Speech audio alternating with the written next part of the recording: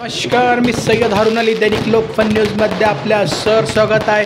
आज सिल्लोड तालुक्यामध्ये मोडा बुद्रुक येथे गोठणावर आज दिनांक 7 डिसेंबर 2025 ग्राम महसूल अधिकारी कार्यालयाचे लोकार्पण सोहळा सिल्लोड सोयगावचे आमदार अब्दुल सत्तार साहेब यांच्या हस्ते झालं। त्या ठिकाणी भूमिपूजन झालं।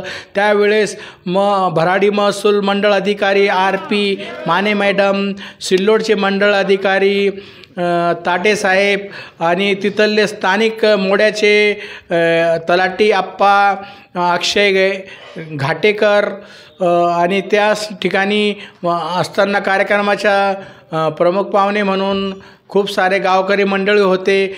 सरपंच वर्षाताई हावळे, उपसरपंच अतुल कुलकर्णी आणि गावकरी मंडळी आणि अब्दुल सत्तार मित्र मंडळ ह्याच्या वतीनं तिथं भूमिपूजन झालं आणि चांगल्या पद्धतीनं आज ग्राम महसूल अधिकारी तलाठी कार्यालयाचा आज उद्घाटन सोहळा लोकार्पण सोहळा पार पडला। विधानसभेत लढणार नाही पुढची, तर तीही काही तुम्हाला ताण ठेवला नाही, म्हणजे आपल्या कामाचं मूल्यमापन होत नाही। यासाठी माणसाला दुःख जरूर वाटतो का आपण इतक्या मोठ्या प्रमाणावर काम करतो आणि निवडणुकीच्या वेळेस फक्त जात पात धर्म पंथ हे पाहिल्या जातील तर विकास करेल कोण?